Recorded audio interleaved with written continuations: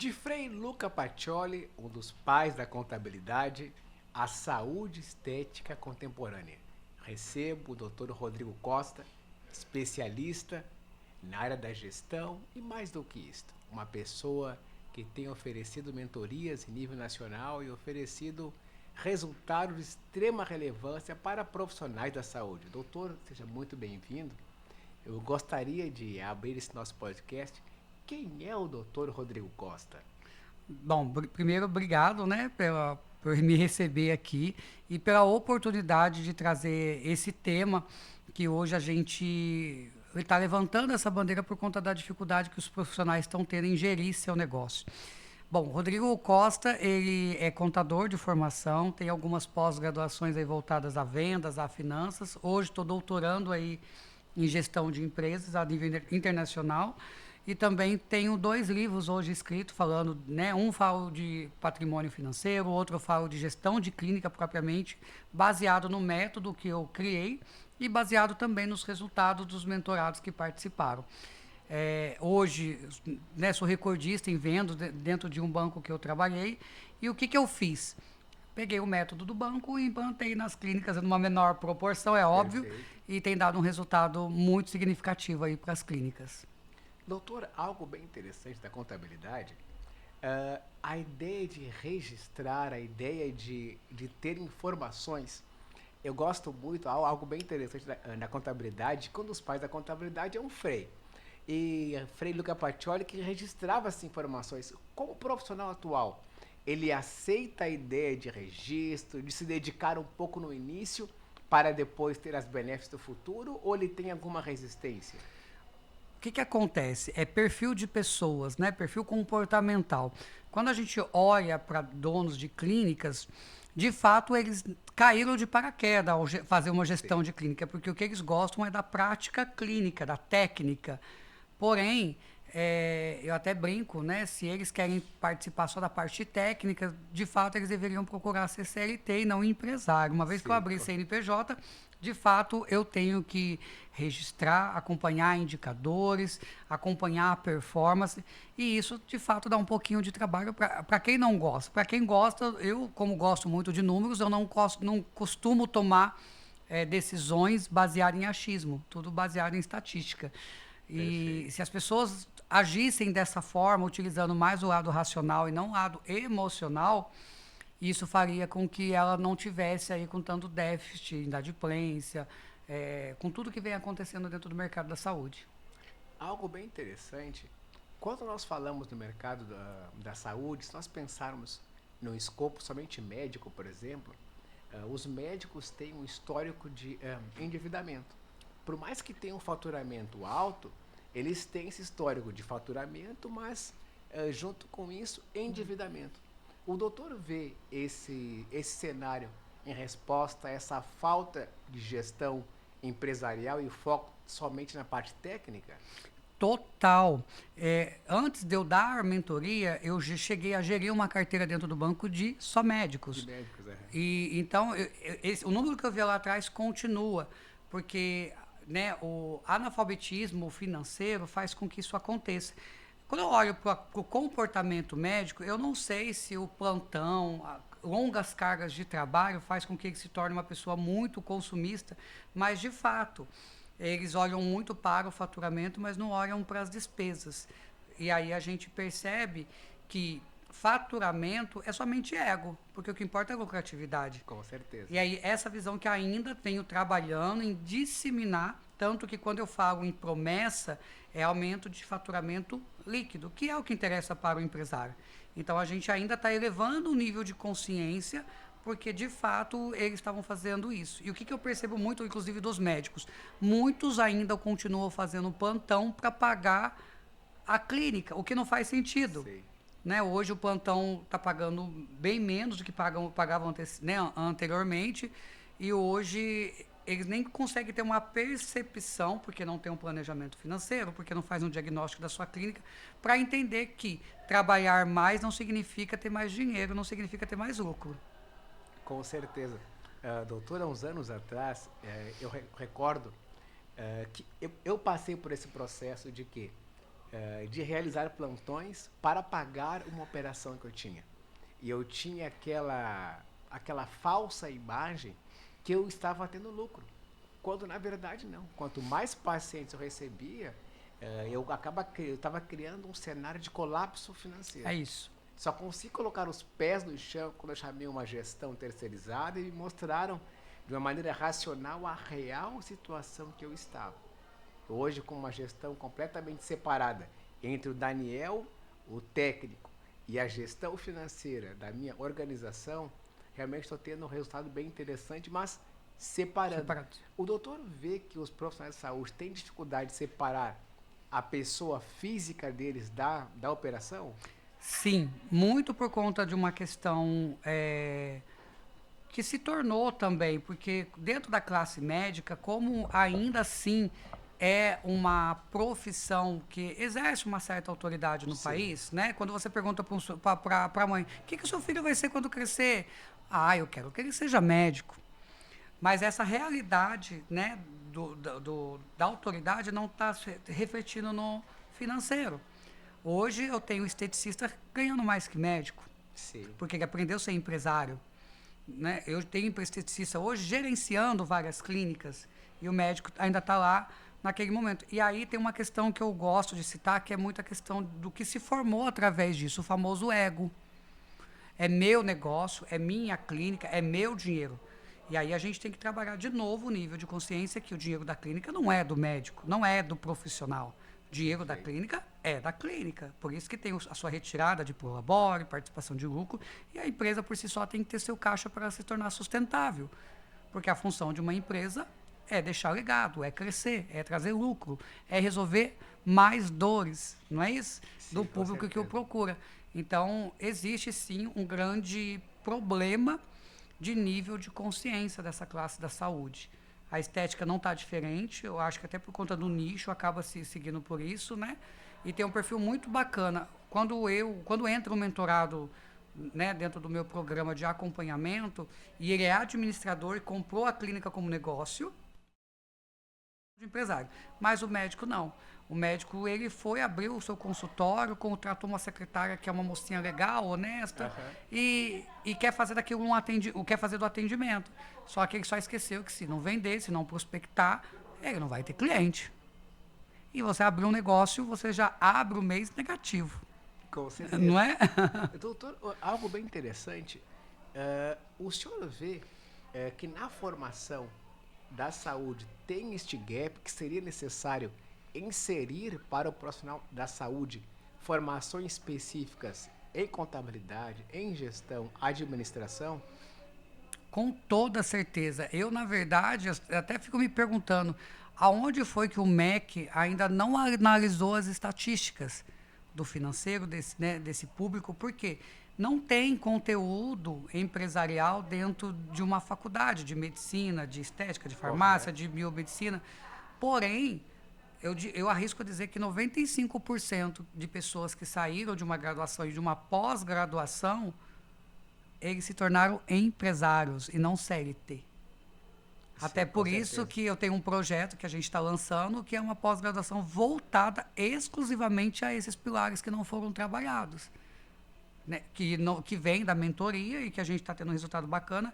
E eu tenho plena convicção que esse MBA vai trazer, de fato, os pilares fundamentais para que eles prosperem. Doutor, algo bem interessante. Hoje nós estamos falando no Making Off e o senhor comentou com muita propriedade em relação a uma pós-graduação que está sendo formatada, direcionada diretamente para esse público. O público já trabalha muito bem na parte técnica, mas que em muitos momentos ele acha que tem uma lucratividade, ele acha que está bem, mas na verdade estava querendo eu no passado, em um colapso financeiro, apenas plantões para pagar as contas de uma clínica. Como vai ser formatado essa pós-graduação sua? Bacana. Esse MBA veio desenhado através do livro que eu escrevi, baseado no resultados que eu tive com os meus mentorados. Então, eu pensei em alguns pilares, baseado nos relatos de dores e também de desejo. Sim. Então, a gente compilou tudo isso e desenhamos uma grade para que, de fato, ele, além de ser um excelente harmonizador, ou, enfim, ele, né, porque eles esculpem uma pessoa como ninguém, não é isso? Sei. Mas eles não estão sendo bem pagos por isso. Então a gente vai trabalhar o nível de consciência para que ele possa fazer seu planejamento financeiro, para que ele possa fazer a venda, para que ele possa entender como o marketing tem que funcionar, porque também existe um grande estigma dizendo que Instagram tem que vender. Então a gente vai trazer o nível de consciência para que depois a gente possa trabalhar esse nível de consciência dele e criar processos efetivos que possam dar liberdade financeira e que ele pare de trabalhar no achismo. Porque hoje acontece muito isso. Ele vai numa feira, ele vê o professor falando e ele quer aplicar aquilo lá que o professor dele está falando na clínica dele. Só que são realidades diferentes. Sim. Às vezes eu costumo dizer que até o professor que está lá, às vezes está achando que está faturando, também não está. Com certeza. Doutor, algo bem interessante que você colocou em relação a processos. Eu vejo que em muitos momentos o profissional ele é conduzido por uma sensação de desejo pessoal, alguns de ego, ou seja, ele vê o avatar no Instagram apresentando um carro novo, ele pelo ego dele, ele acaba desejando esse veículo e esquece que o patrimônio da empresa é da empresa e o dele é completamente distinto. Talvez naquele momento não seja o momento adequado para ele comprar aquele veículo, mas pelo avatar que ele vê pela internet, ele vai lá e ele faz isso. O senhor vê que há uma necessidade de ensinar processo também para as pessoas, porque na faculdade, por exemplo, Muito obrigado. eu não aprendi, muito obrigado, eu não aprendi em relação à ideia de processo, aprendi muito bem a parte técnica, como realizar uma analgesia, contudo a ideia de processos administrativos e separação do Daniel profissional da parte corporativa, isso foi zero, isso não existiu. Mas o senhor vê que há uma resistência do profissional para não aceitar essa separação ou eles estão percebendo já? Olha, eu diria que o dono de clínica que já tomou já passou por algumas dificuldades, eles vêm pela necessidade, porque entenderam que aquele caminho não Perfeito. estava funcionando. O novo ainda não está entendendo isso, por isso que a gente tem que começar a trazer questões educacionais de falar para ele, opa, volta aqui um pouquinho, vamos aprender a fazer negócio, para que ele possa de fato, e o processo é fundamental para que ele otimize o tempo dele, para que ele tenha padrões estabelecidos para os funcionários dele, para que a clínica não dependa exclusivamente dele para funcionar, porque hoje, se a clínica depende exclusivamente dele, ele é uma bomba relógio. Se ele vier a faltar, a clínica quebrou. Sim. Se ele for viajar, a clínica não tem faturamento aquele mês. Então, o processo é nada mais, nada menos do que a gente colocou, né? A gente fala muito do POP, inclusive, né? De criar um procedimento operacional padrão mesmo. Como que a clínica tem que funcionar, como que a clínica tem que receber seus pacientes. Isso começa desde a limpeza, né? Desde a limpeza até mesmo a parte de venda, a parte de finanças, todos têm que falar a mesma língua. E eu só reconheço um bom líder quando a empresa trabalha sem ele. Com certeza. Porque se nós pararmos para pensar, grandes corporações de 100 anos, 200 anos, elas não ficaram atreladas à imagem do líder. E eu tive que fazer um trabalho pessoal muito forte, por exemplo, nas minhas operações, pensando sempre a ideia do coletivo, o Daniel apenas parte. Não como aquela ideia de ícone que se tem, porque o ego faz isso. É. Porque se você morre ou acontece alguma coisa que pode acontecer, a operação parou. Total. Eu vou lhe dar um exemplo. Há 3 anos atrás, eu fui acometido de um infarto. Eu infartei. E permaneci um período afastado das atividades. Eu fico imaginando, se as atividades tivessem centradas somente no Daniel, tinha encerrado tudo. Exato. E se pensasse, e se eu tivesse morrido, por exemplo? Você tocou num ponto que eu falo no outro livro meu sobre a questão de patrimônio. Inclusive, Daniel, tem muitas empresas, donos de clínicas, que não têm um seguro de vida, um seguro de acidentes pessoais, uma previdência. Então, no momento como esse, a sua clínica não está faturando, você não tem um plano que possa te manter ali, sua vida acabou. Então, é muito mais fácil arrumar o telhado antes de chover, não é Com isso? certeza. Doutor, o senhor também dá dicas e dar direcionamentos para o profissional se preparar para a gestão de crises, porque todos nós pensamos sempre que os procedimentos eles vão ir muito bem, que é uma coisa normal que se espera, se planeja muito para isso, mas nós temos que estar preparados também para termos crises. Exato. Eu costumo dizer o que só não vai ter intercorrência quem não trabalha. Qualquer pessoa que vá trabalhar, por mais que trabalhe primando para evitar, ele vai passar por isso. E eu aprendi com essa empresa que eu contratei em relação a ter esse fundo específico para momentos de intercorrência, momentos graves e crises que podem acontecer em qualquer operação. O senhor também ensina aos profissionais como gerenciar? Sim, isso é muito importante. Inclusive, eu também falo muito da questão de compliance, porque tem muitas pessoas que vão fazer programas de tratamento, não faz um contrato com o seu cliente.